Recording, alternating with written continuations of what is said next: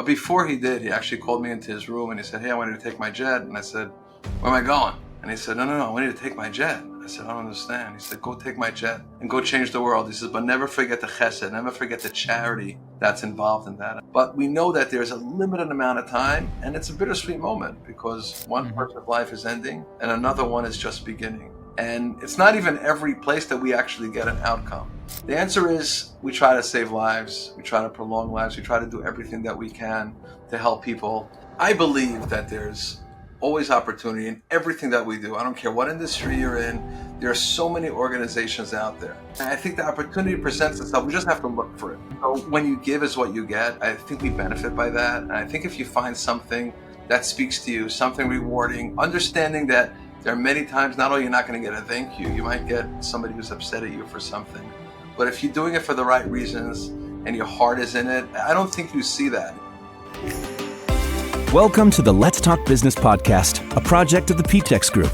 Gain valuable, actionable ideas from the world's top business leaders to help you take the next step in your business journey. And now, here is your host, Meny Hoffman. Coming to you from the PTEX headquarters in Brooklyn, New York. This is the podcast for no-nonsense advice to help you learn, grow, and lead. Today, I'm so excited to welcome our guest, Simcha Shain. Simcha is one of the most unique businesses we ever featured. He's the founder of ParaFlight and OrganFlights.com, companies that handle critical organ transports, often on just a moment's notice. Behind every flight is a life on the line, as Simcha's team is the one making sure everything goes right. In this episode, we talk about what it takes to operate under that kind of pressure, how he built a company around purpose, and what every entrepreneur can learn from high-stake decision-making. You'll hear wide stories from the field, lessons on leadership, and how Simcha stays calm when everything's on the line. Without further ado, here is my interview with Simcha Shain. Simcha, thank you so much for joining me on the Let's Talk Business podcast. Of course, my absolute pleasure. Thank you for having me. So we go back a very, very long time ago. I think the first time I met you was actually an mission to Israel through the organization called Shuvu, which is a phenomenal organization. We could talk about it later in the show. And they have yearly a trip where they take people from, the States to Israel on a mission to show solidarity to the organization and the people that are on the front line. And then sometimes even some advocacy as well on behalf of our brothers in Israel. So that's where we got to meet and spend a couple of days together. It's been a while since, but even we didn't speak. But I've been following what you do. I've been following some of your projects, and I figured that time our listeners to enjoy the conversation a little bit. So tell me a little bit, bring me back to, for people that don't know you or never heard about you, bring me back a little bit of what got you into business first. What was your first venture? Is this what you're doing now, the first venture? And let's get to what you're doing now as well. Well, I've been through, I guess I'm a serial entrepreneur. So I've done many things. The first job I had was when I was 8 years old. I was to ride on a bike to go bag challah in a bakery on Friday mornings. I used to make, I think, somewhere in $5 or $6 an hour. That's what I started. I was always entrepreneurial. I'll tell you, the first business deal I did was, hoping I get in trouble for it, but I think the statute of limitations is over, I was actually going up to camp. I grew up in, there wasn't much funds available, when I grew up, and I was going up to camp. I was actually going up 3 days late. I went to 9 different camps just between primary and 8th grade. So in the 9 years, I went to nine different camps, and my father sent me up and had $7 in my pocket. I was going up to this camp in Livingston Manor, New York, a camp called Camp Carina. My father negotiated a good deal because it was 3 days into camp. So I think he paid about a third of what it should have normally cost. And I took a ride up with a plastic salesman. And we started in the morning, and I ended up, by the end of the day, I was going to end up in camp. And my mom sent me up with 2 frozen cakes is what she set me up with. And I don't think I was going to even take them into camp, but they were sitting in the car. And the last camp that we stopped at was a camp called Camp Shain. Same name as mine, except the spelling was a bit different. And it was a camp for children who are, I don't think you can even have it now, but it was a Weight Watchers camp. And I ended up selling, long story short, I ended up selling those cakes for $90. And this was the summer of 1984. So if you can calculate what $90 was then, it was probably about $500. I never had so much money in my life. I didn't know what to do with it. I hid it in my sock. And on Shabbos, when we aren't able to carry money, I actually cut a little hole in my mattress and I hid the money in there. But that was my first one. I've been in many industries. I've been in the manufacturing business, and I used to manufacture pails, and I had a company that used to manufacture adhesives for the grinding wheel industry. I sold that to Black and Decker. As soon as I walked in, I had never even done one sale, but I sold that to them. I went into real estate for a bit. I was in the bail bonds business. At some point, I was the largest writer of bail in the state of New Jersey. Oh, wow. And then, as I said, 9/11 happened, and that's really what changed the world. So the bail business actually went down immediately. It went down to probably about 5% of what it was. And I had an opportunity through a very close friend of mine who became my mentor. His name was Steve Zakheim. He Yeah. introduced me both in chesed and in business. We had a few partnerships together in a pharmacy business. And he had his own private jet that he used to use for charitable causes to help people out, get them from hospital to hospital. I'm a paramedic. I'm in the pre-hospital field since 1993. So a little over 32 years. I'm in pre-hospital. I'm a Hatzalah paramedic. And he would actually have me fly in his plane. He had his own private jet that he used primarily to help people get from hospital to hospital. And he had his jet, he would provide it, and I and other paramedics would fly with patients all over the country and sometimes all over the world to help them get to a better place. And unfortunately, Shlomo, or Steve as he was called, developed a cancer secondary to his exposure at 9/11.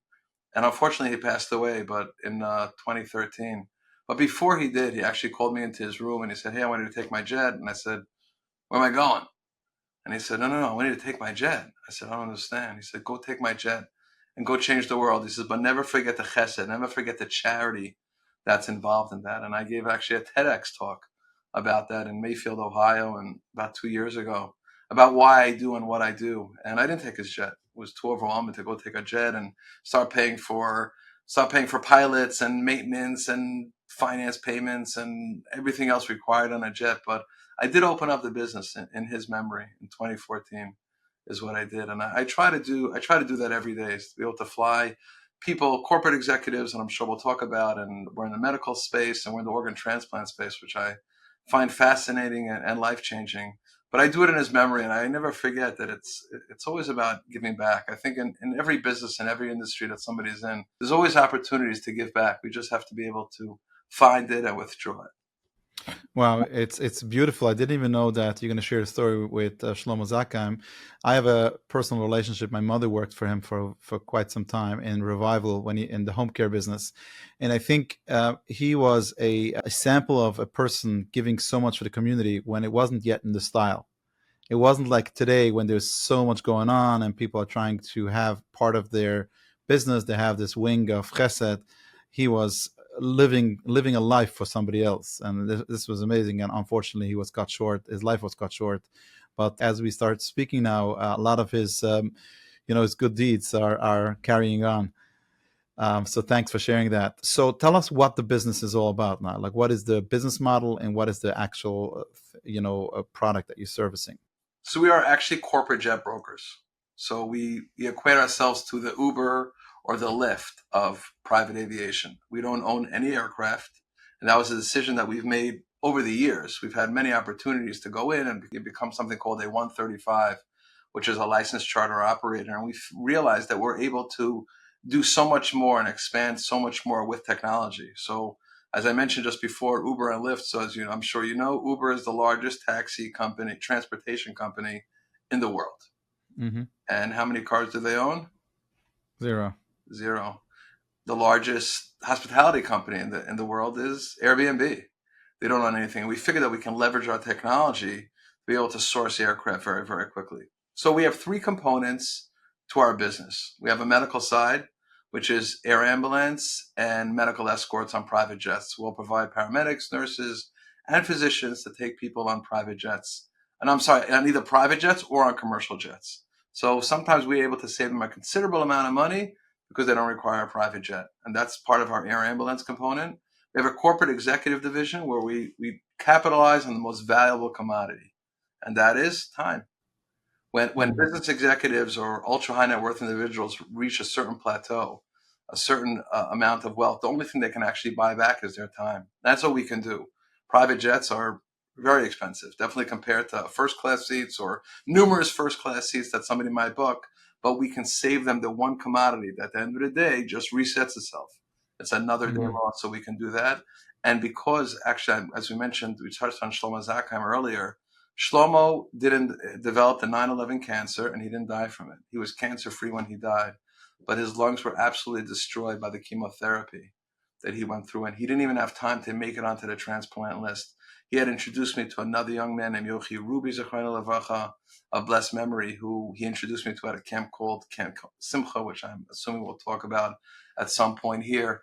And I made it my mission to do whatever we can to make sure that anybody who requires an organ, we will do whatever we can to make sure that they get there. So not only do we service, primary centers around the country, we'll actually back up anybody, any center, any competitor that can call us at 3:00 in the morning. We don't even talk money or lock in credit cards or anything at that point. We'll do whatever we can to make sure that anybody who needs a life-saving organ, any place in the country, we will get them an aircraft. So we built a technology platform for that. So while our parent company is called ParaFlight, initially in 2017, I built a platform, an Uber-type platform called OrganFlights.com, which allowed us to go out and sign up operators at no cost. We sign up operators who are focused on providing organ flights. And we had about 70 or 80 operators. But that's where it capped out, because our phone call would start with saying, hey, you guys do organ flights? And if the answer was no, the conversation ended. And it also limited us to what we call light and mid-sized jets, anywhere from 6 or 5 to 8 seats or so. And that was it. And then COVID hit, and we got requests for everything from flying people who passed away, so human remains or niftarim, flying ventilators, any sort. We were flying for the CDC, we were flying plasma tests, we were flying COVID tests, we were flying samples, anything all over just to stay in business. And we realized that instead of just focusing on the organ flights, why do we focus on the urgent flights, which means anybody between 1 hour and 48 hours, where they might have a challenge getting elsewhere. And we revamped our urgent flights platform in 2023. We didn't launch until 2024. That's really what it took us to do. We use the same platform, and now instead of having just lights and mids, as I mentioned, we do everything from helicopters to pistons up to ultra high long range aircraft, and we can help anybody. Business emergencies, mechanical recoveries, you name it, and we're there for them. And now we have, I think, as of this morning, we're up to about 345 operators representing about 4,000 aircraft around the country. Again, not owning anything, but it's a technology component that I believe it can really help get us to the next level. Interesting. So the common denominator between everything you mentioned is obviously aviation, but who you carry and for what causes you carry will differ. Question is this 3 separate lines of revenue run differently, different relationships, different sales process, and so on and so forth, or are you leveraging one over the other? Well, the answer is so corporate execs primarily will prepay before their flight. If they're some of our VIP clients, they have credit lines with us. Some of them actually have accounts in banks where they actually funded before. So once we get the approval from them, we can sweep it over. Many of our requests might come in at 10, 11 o'clock at night when banks are closed, and they have to launch by 7 o'clock in the morning, and we'll do it for them. Sometimes they'll put in a credit card hold and they'll pay it the next day. Hospitals get credit terms that we do either through we factor ourselves or through factoring companies. But we will never, as I mentioned before, we will never turn down an organ flight no matter what. So even if somebody calls in and it's on a Saturday night at 3 o'clock in the morning and they needed to launch an aircraft in the next 2, 3, or 4 hours, we'll launch it for them and we'll figure everything else out on Monday morning. Wow, interesting. So let's speak a minute about the corporate travel, from a logistic perspective and from a economic perspective. For a high net individual, that this makes sense. Like, who would fall into the category of using services like you're offering versus having their own private jet? So 2 different and expensive dynamics. So there's 2 options. So there's some people who have their own private jet. They probably have to fly somewhere in the area of maybe 200 hours a year, which is 4 hours a week, for it to justify their cost. Running a private jet is extremely expensive. Okay, there are benefits of depreciation, but running a private jet means you're paying for your finance on the aircraft itself. You're paying for full-time pilots. You're paying for maintenance. You're paying for annual inspections. You're paying for your engines. There are many different variables that work. And for some places, some companies, some individuals who need a private jet, it absolutely makes sense. The benefit that we offer is we can give you what you need at this time. So if you're doing a short hop from, let's call it from New York to Cleveland, and you only have 2 or 3 passengers, you can get away with a light jet. If you're going to fly across country, you have to go with a mid or a super mid, so you don't have to stop on the way. If you're flying to Israel, you're going to need probably a heavy jet, or you're flying to Europe, wherever you may go. So the benefit of us is we can give you exactly what you need for that specific mission. One of the things that we actually do is we actually back up people who have their own private jets. Just because somebody has a private jet is not a contradiction to what we do, because their aircraft might be on the West Coast and now they need a flight on the East Coast. No reason to fly your aircraft from California back to New York when we can do it. And sometimes your aircraft might be on the East Coast and it's a smaller aircraft. There are many businesses who have mid-size aircraft, 8-seaters. It could be a Hawker 800 or something similar, or a Learjet 60. And now they need a bigger aircraft because they're flying 12 or 13 people somewhere. We can provide it. 1 or 2 months a year, their aircraft might actually be in for inspection, and it's not available. They might have a mechanical. Every aircraft. It's interesting. If you're sitting in your car, Meny, and your engine light goes on, so you're like, I think it's good. I think I'll drive a little further. But when it's an aircraft and an engine light goes on, that's not flying. We had it with a helicopter just this past Friday. Everybody was in the helicopter about to come up, and all of a sudden the little light went off. What do? You don't fly. So we had another helicopter that relaunched, and within 30 minutes, it delayed the day by 30 minutes, another helicopter. So we do that. We had a trip last week, actually, where someone had to go to 7 different locations. He was in the healthcare business in a period of 3 days. That's what he had to do, 7 different locations. And they were all, we didn't ask him to tell us which airport to go to because we can find that. So believe it or not, in the country, there's about 500 large airports. So we call them Newark or LAX or Boston or Chicago. There's about 5,000 smaller airports around. So we'll tell our clients, don't tell us which airport. You tell us where you need to be, and we'll calculate that. And many of these jets can land in these smaller airports. And instead of being an hour and a half away from where your meeting is, they're only about 5 or 10 or 15 minutes away. That's tremendous benefit with that one valuable asset called time. And that's really what we try to capitalize on. And when I mentioned corporate, so we actually shy away from Super Bowl trips and ski trips. While we'll do it for our clients, it's really not where we shine. We shine at really protecting your time and helping you capitalize on it. And most of our clients, believe it or not, when their flight is leaving at 8:30 a.m., they're there at 8:20. They don't have to be there at 8 o'clock, but they're not showing up at 8:45 because they calculate their time, and that's what we help them work with. Got it. And do you get involved anything outside of the actual flight, such as food or other arrangements that go along with the trips? So we're a full concierge service. So we provide them with ground transportation. We almost insist that we take care of it because we have that communication with them. We'll take care of their catering as well. There's owners of real estate or nursing homes who may go out to a different state and they want to make sure that they have kosher food or something else out there. And we'll put that on the plane with them. We'll have somebody take it off. It's no headache for them. They get off their plane. Whether it's an SUV or a Sprinter or a car, whatever they might need is waiting for them. Their days are calculated, as I'm sure you know. Many ultra high net worth individuals or business executives, their days are calculated to a T.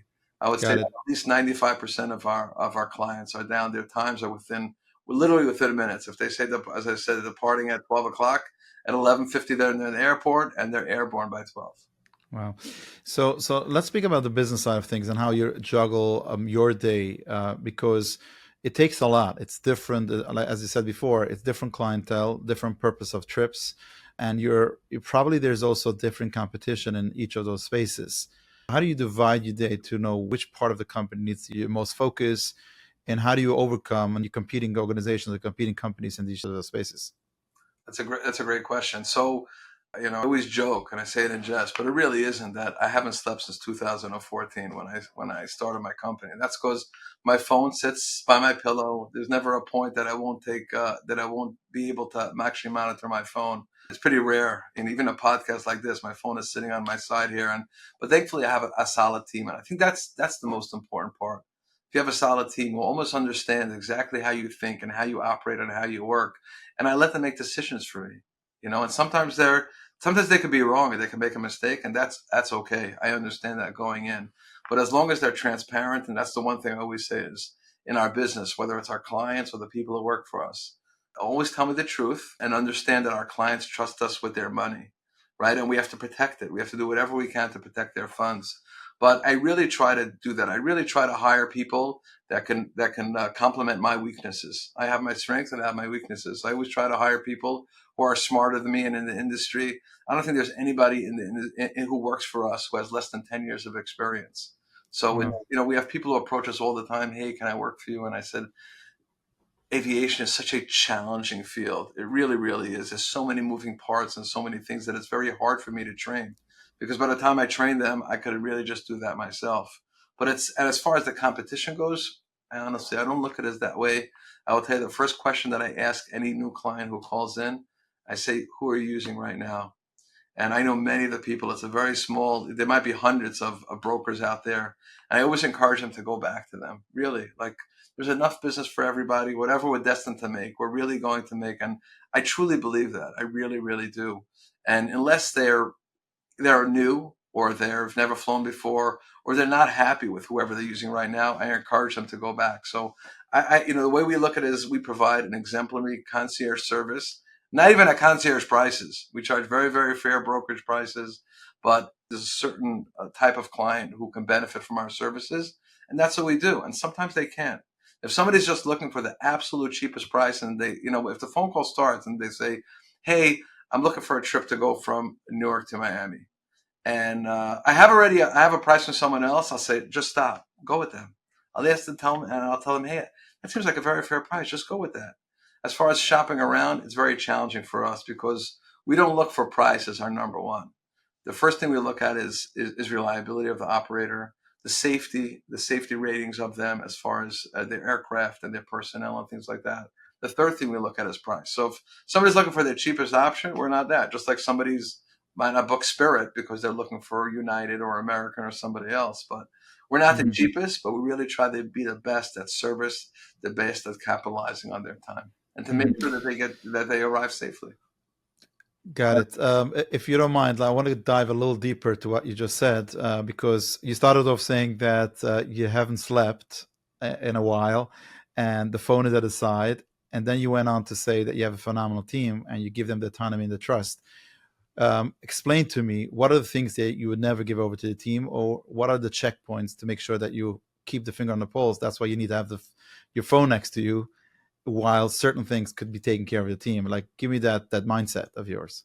It might just be a personality trait of what I have is what I helicopter. And there are many times I'll send a text message, and we work off of WhatsApp. So we have probably about 130 WhatsApp chats with both clients and operators.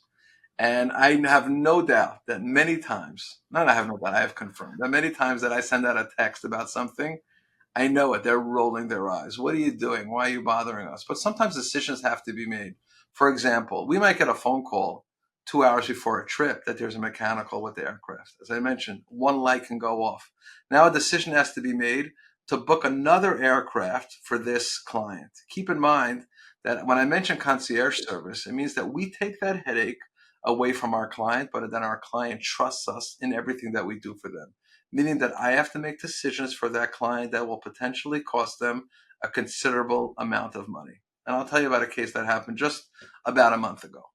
We had a client who was flying from New Jersey to Europe on a Saturday night, on a Motzei Shabbos.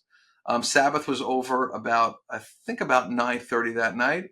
Their flight was scheduled to take off at 11:30 from a local airport. We received a phone call on Friday before, so about the day before, Friday, about 3 o'clock in the afternoon, that the aircraft, due to duty time, pilots are only allowed to work 14 hours a day. So the operator who was doing this, an operator based in Europe, had a challenge with their aircraft that their crew was not going to be available in time, and now we had to get something else. I will tell you, I mentioned that it was at 3 o'clock. My team found out about it already at 1 o'clock. They didn't tell me. Smart move, by the way. Very smart move, because their job is to find something else.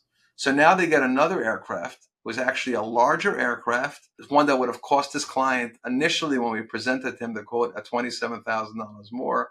They got a larger aircraft, but we had no confirmation that we were going to get it until close to 7 p.m. At 6:45, again, I will never tell my client anything until we have an answer. So I might tell him, hey, your tail changed, or we got you upgraded to another aircraft. but they have to focus on their business and on their life. They don't need any further information, and there's no reason for us to stress them.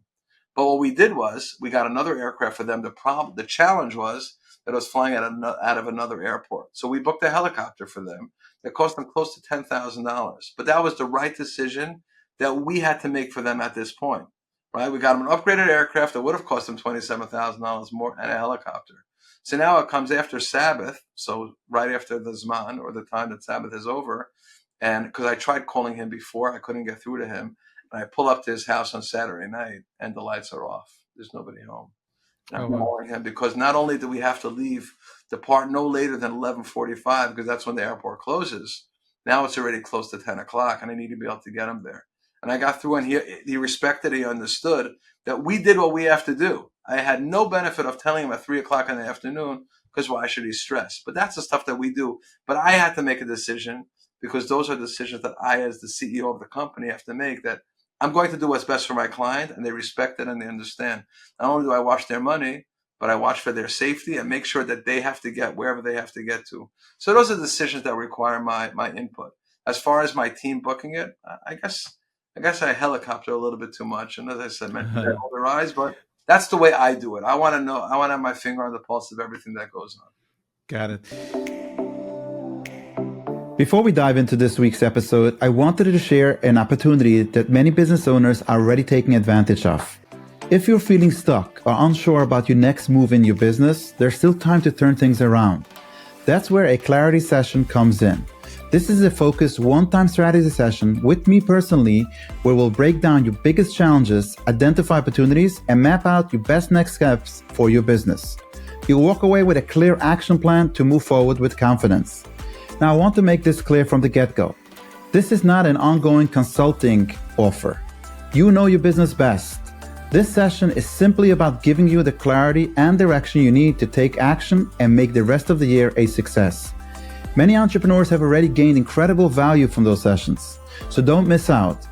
Reach out to me now by emailing podcast@ptexgroup.com. I look forward to speaking to you and seeing how I could bring more clarity to your business.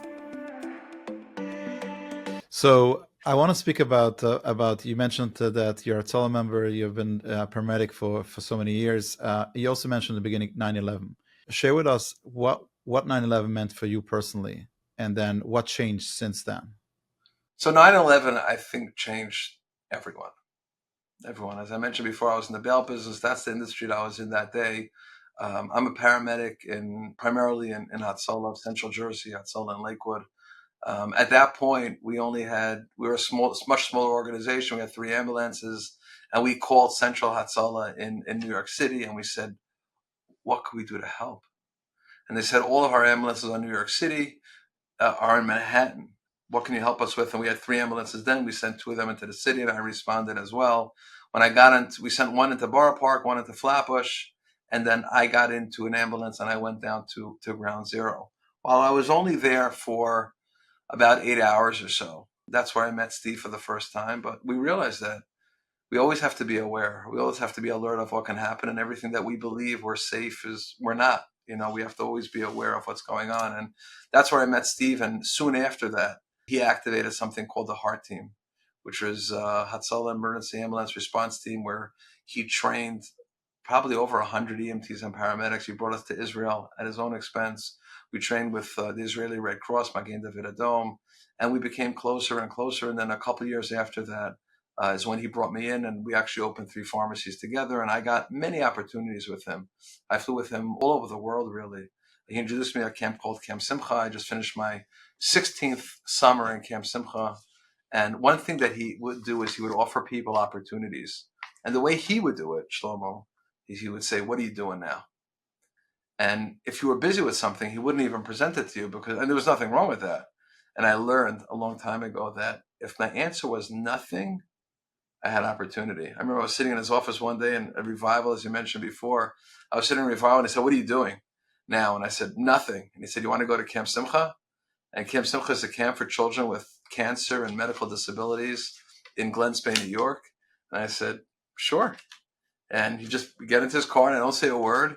Next thing we know, we're through the Battery Tunnel onto the FDR Drive, and We pull up and there's a helicopter with its rotor spinning. He drops his car there. We get into a helicopter, and 35 minutes later, we're in Camp Simcha. And I remember we were sitting there. He actually put in the money. He built a new infirmary for them. And as we were leaving there, we get back into the helicopter, and he says, "What are you doing this summer?" And what was my answer? Nothing. Nothing. How would you like to be a paramedic in Camp Simcha? I said, I would love to be a paramedic in Camp Simcha. And that's how I got that opportunity. And as I said, yesterday I came home from my 16th summer in Camp Simcha. And one of the things, he was fascinated with aviation, and he believed that everybody can benefit from it.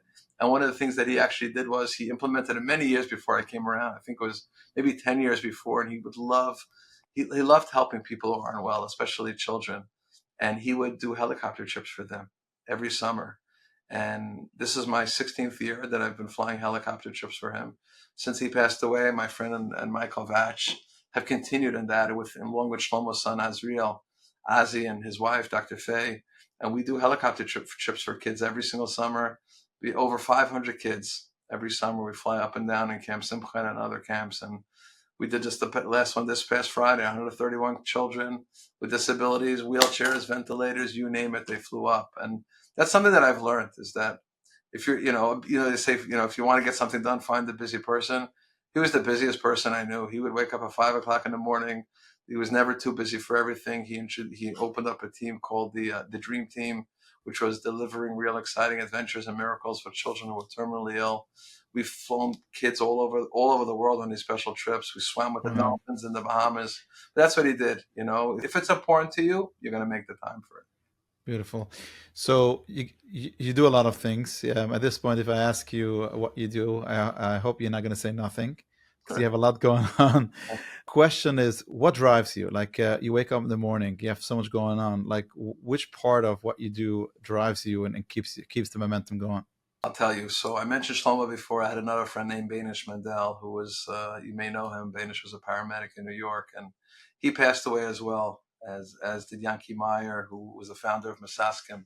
And I look up to them, and I realize that we only have limited amount of times in our life. That's what it is. We have no idea when we're going to step off this bridge called life. And I think if we capitalize and realize, both from a business and a family, and what we can give back to others, is to try to capitalize on the time that we have, because we never get that time back. There's 1,440 minutes in a day, and that's really it. So I try to capitalize on the time that I have. My days start early, and my days end very late, and sometimes it seems like they don't end, because many of our transplant flights or urgent requests, for whether it's people who pass away or people who are sick or organ flights, happen in the overnight. So on a typical night, I might go to sleep at 4 o'clock in the morning, and my wake-up call is at 6, and I might get even woken up before that. But that's what we do. I really try to capitalize on, just like I do it for our clients, I try to capitalize on the commodity called time.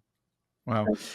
I want to go back to what we discussed before about the part of your business about transporting organs, and like, I know I could understand the value of it, obviously, because sometimes it's a time sensitive type of you have a small window of getting that that origin or from one place to the other. Question is, what do you see, like, what are the stories that you get the thrill of, for the lack of a better term, in terms of you have been able to achieve something, and what difference do you see it making in a patient or in a person's life? I'll tell you something interesting, Meny. When it comes to corporate execs, or it comes to medical flights, we tend to find out, and we know who the passengers are, who the patients are. When it comes to organs, we have no idea who they are, because the identifier by the United Network of Organ Sharing, known as UNOS, is merely a number. So it may be like, it's 3 letters, like let's say AMH 1, 2, 3, 4, whatever it might be. And all we know is that there's a heart or a lung or a liver or a pancreas that has to go from one place to another. Generally, our flights are between 45 minutes and 2.5 hours, because there's a limited amount of time that an organ can be out of a body. So hearts, generally about 4 hours, lungs 6 hours, livers 12 hours, kidneys 24 hours. But we know that there's a limited amount of time, and it's a bittersweet moment, because one person's life is ending and another one is just beginning. And it's not even every place that we actually get an outcome. We had a trip that just finished this morning about 5:30 in the morning, and nothing nicer than a few hours after that to see a text of the patient's new heart beating in their chest. That's what you see. You actually see an image of it Wow. or a video of it. But the answer is we try to save lives. We try to prolong lives. We try to do everything that we can to help people. Many times you don't know who they are. There are some times that we do. We had a trip a number of years ago. I think it was in 2023. It was on a hot August day when we received a phone call from a center. It was on a Saturday saying that there was a patient who had to get a heart. And we booked an aircraft for them. And about 2 hours later, I got a phone call from one of our coordinators saying that they have to cancel the trip because the patient is Sabbath observant. Mm-hmm. I said, what does that mean? Because you know that on Sabbath we don't drive, we don't use phones, we don't use electricity. But when it comes to saving lives, Saving a life. remember, right? You'll see Hatzola ambulances and people saving lives all over. And I said, Of course. something is wrong. What am I missing? And the coordinator says, I don't know, but I'm calling you because you're Sabbath observant, and the coordinator in the hospital told us that he can't get it. So I said, you know what? Conference me in. And I wear a phone 24/7, including on Sabbath, because we save lives, and I answer phones for that. And they conferenced me into the coordinator, and they said, hi, I have Mr. Shain on the line, and he says you can't decline an organ because somebody is Sabbath observant. She said, no. The person was actually lived in New York City, and the general rule is that with that hospital is that you have to be at the hospital within 4 hours of the request. So they spent the greater part of, so we booked the aircraft for them to go pick up this heart. And they spent the greater part of 2 hours trying to track down this person. Now, I don't know if he was in a bad spot or all, but he had gone to the Pocono Mountains, which is in Pennsylvania, for the weekend. And by the time they got through to him, so I said, I don't know if he didn't have his phone on him or if he was in a bad service area. They call him and he's 3.5 hours away. He misses that window. And I said, well, we have resources, whether it's planes or helicopters. I said, no. He's in the Pocono Mountains. It doesn't actually require a special permit to land in the Poconos. Send us the coordinates, the latitude and the longitude of where he is. We're sending a helicopter to go pick him up. And we did. So we sent that. So now transplant is back on. We sent a helicopter to go pick him up. We fly him to White Plains Airport. From White Plains, we have a vehicle to take him to the hospital. And he was able to get his heart. So those are decisions that sometimes you have to think outside the box to get it done. And those are decisions, and I'm sure you know that the one, the CEO has to make those decisions at times. And by the way, I had no idea who the patient was. It was just a UNOS number, and we had to pay for that trip. So I will tell you that later that day, I was so fascinated. I was blown away. I had to share the story with somebody. So I meet one of my close friends in the afternoon. I said, you got to hear this crazy story. And I tell him about this patient and the helicopter. And his question was, who's paying for the helicopter? I said, I don't even know how much the helicopter cost. I never even asked him for a quote. I just booked it, and I don't know. And this guy says, close friend of mine says, I'm paying for the helicopter. Wow. I want to pay for that. And I said, I'm not willing to give that away, but I'll split it with you. And we did. We split that helicopter trip. Wow, it's amazing. Hey listeners, are you struggling to create beautiful looking proposals? Is it a hassle every time you need to prepare a quote or proposal for your clients? Is collecting signatures still a manual process? Well, it's time to upgrade to PandaDoc. At PTEX, we use PandaDoc for all our proposals, employee documentation, and so much more. It saves us time, keeps everything organized, and our documents look incredibly professional. With customizable templates, real-time collaboration, and e-signatures, PandaDoc turns creating documents into quick and easy steps. Plus, it integrates with so many other tools, streamlining your workflow and boosting productivity. Try PandaDoc today by visiting ptex.co/PandaDoc and start your free trial. Trust me, it's going to be a game changer for your business. That's ptex.co/PANDADOC. So I want to ask you a question. I think our listeners could appreciate to hearing how you answer the question. So we all want to focus. We all want to make money, obviously, because the cost of living is high. You want to do good deeds with our money, and obviously, raising a Jewish family takes a lot of money. And we all also want to work with passion and be able to spend our time on the things that are mission driven, passion driven, and things that actually give us the satisfaction of our work. In your case, it sounds like it's a very happy medium because you saving lives is in your DNA, and you're able to do this with the type of business you have on the most part. An average person that's not in your space, and maybe saving lives is not maybe their passion, but they can't just execute on it. They're not a paramedic. How could they mimic that passion towards their daily activity? I believe that there's always opportunity in everything that we do. I don't care what industry you're in. There are so many organizations out there, whether it's Hatzalah, Chaverim, Shaimrim. There's so many organizations out there where somebody can always give back to. I think the opportunity presents itself. We just have to look for it. Have you ever heard of the red car theory, Meny? Let's hear it. The red car theory. So I don't even know, Meny, where do you live? I live in Williamsburg and I work in Bar Park. You work in Bar Park. So you drove. Are you in Bar Park right now? Right now in the office. This is my office. So this morning you drove from Williamsburg to Bar Park. Can I ask you a question? Sure. How many red cars did you see this morning on the way? No idea. I don't even know how many blue cars I saw. You don't know. But what if I told you before you left your home this morning that I will give you $100 for every red car that you saw today? I will spot every red car. Right. And even one that was maroon or maybe a little on a different shade, you might have said, I believe it was red.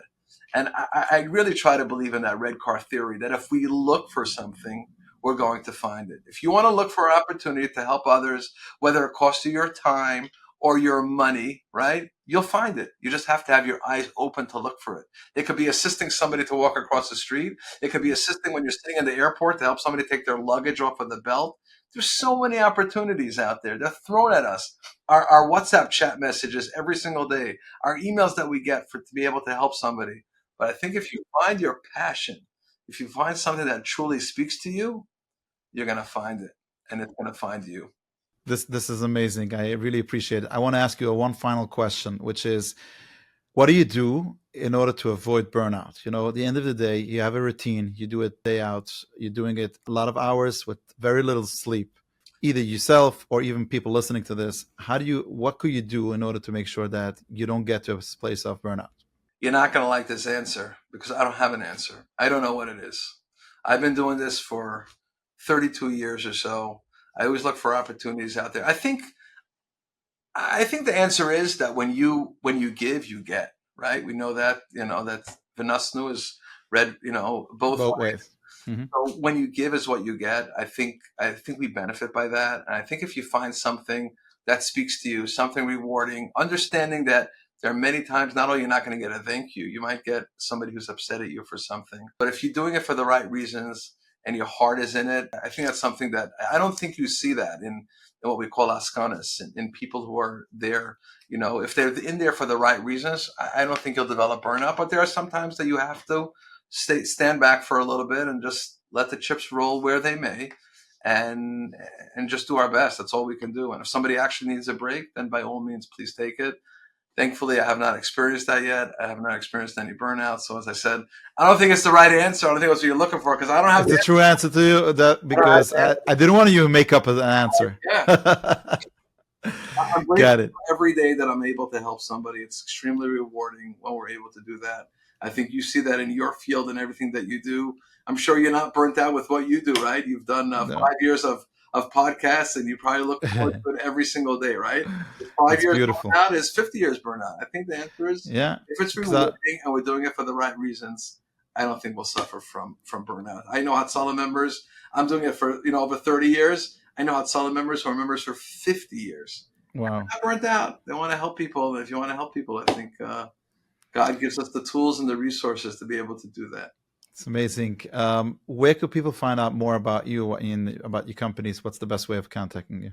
My phone number is pretty public. I got to tell you, my phone rings anytime. But they can find us. So we're on every social media platform. LinkedIn, which is, I think, a great opportunity for anybody. LinkedIn, it's the greatest marketplace out there to be able to network. And we're on Facebook and Instagram, ParaFlight.aero. My phone number is public. I'll even give it here, 732-330-4400 for business, for chesed, for anything you need. You can always call me. It's amazing. For the links to resources mentioned in this episode, check out the show notes at www.ptechgroup.com/podcast, where we'll link to the websites. We won't put your phone number public on the website, but you don't want scammers to scroll the website. I get those calls too. Got it. Let's close with the 4 rapid fire questions. Are you ready? I'm ready. Number 1, a book that changed your life. Giftology by John Rowland. He actually talked. You want me to tell you about the book? Or Yeah, sure. Go for it. Giftology is a book about the proper way to gift your client. So it's interesting that we don't give anything with our monograms or anything else on it. We try to find a gift that speaks to them. When we go to shows, we raffle off guitars and signed footballs and signed basketballs and things that say nothing about us, but it's all about them. I will tell you something that I gave to one of my clients. I buy a lot of Judaic at auctions and I give them out. And one of my clients, I brought him, he told me specifically that if I ever buy him another present, he's going to fire me. That's what he told me. And he's my largest private client. And I bought for him an Al-Shech HaKadosh at a Judaic auction that was printed in the year between 1504 and 1506 on the 5 Megillas. And I bought it for him. And I can tell you my name is not written anywhere on there, but it sits on his desk in his study. And every time he looks at it, I think when you give something from your heart and you give something that says it's all about you and it's not about me, they're going to remember you everywhere. So beautiful. By John Rowland. Number 2, a piece of advice you got that you'll never forget. Invest in yourself. Everything you do. So invest in something, whether it's now learning AI or public speaking. I will tell you that had this been 12 years ago, I would never speak to you. It doesn't matter how much money you gave me, but I took a Dale Carnegie type public speaking course by somebody in Lakewood. It's anything you do. You can work for somebody else, but if you understand AI, you understand Microsoft Excel and Word, that's an investment in yourself that you can take anywhere. So invest in yourself. Number 3, anything you wish you could go back and do differently? No.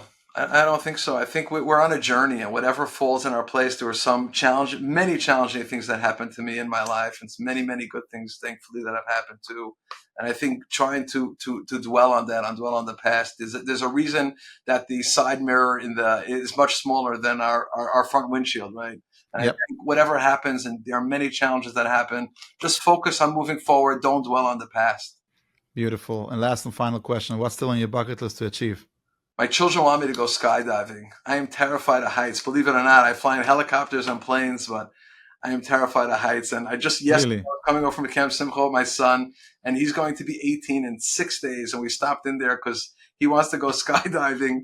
And I've done this for many children of Camp Simcha, many skydiving trips we've done for people who are disabled. And it's just on their bucket list and on their wish list. Wow. And he challenged me yesterday, and we didn't do it yesterday, but I hope one day to do it, to really overcome my fear of, and we could do that with anything in life, whether it's skydiving or anything else like that. I've learned instruments over the year. I mean, I play keyboard and guitar and saxophone and drums and things like that. And these are things that I just push myself to do. You know, once you set your mind to it, just overcome it. It's just an obstacle. Got it. You'll come back on the show after your experience skydiving. Simcha, thank you so much for joining us. I know your time is valuable. That is why, in the name of our listeners, we'll forever be grateful for sharing some of your time with us today. Thank you so much. Have a great day. Thank you. Likewise. Thank you. That's my conversation with Simcha Shain. My takeaway from this one, number 1, you don't need a typical business to build something massive. Simcha's company literally saves lives by flying organs around the country. The idea came from seeing a real problem and being crazy enough to solve it. Number 2, pressure doesn't have to paralyze you. When a life depends on a flight making it in time, there's no room to freeze. Simcha builds systems and mindset that lets him make high-stake decisions fast and clear. Number 3, purpose drives performance. Every employee at ParaFlight knows their mission, saving a life. That kind of clarity fuels better work, stronger culture, and real accountability. Number 4, relationships are the infrastructure. Simcha's businesses relies on trust with hospitals, doctors, pilots, and even high net worth individuals. He's built it by always showing up, being honest, and over-delivering. Number 5, most people overcomplicate it. You don't need to have it all figured out to start. Simcha didn't. He just saw a need, got on a phone, got on a plane, or a helicopter, as he said, and kept solving problems. And that's a wrap for today's episode of the Let's Look Business podcast. I hope you enjoyed the practical, no-nonsense advice that our guest shared. If you found value in listening, I would be so grateful if you could share the episode with your friends, and if you could give the show a 5-star rating on Apple Podcasts or wherever platform you listen. Subscribe to the show and get notified every time we publish a new episode. The Let's Look Business podcast is a PTEX Group original production. Until next time, make it a great day.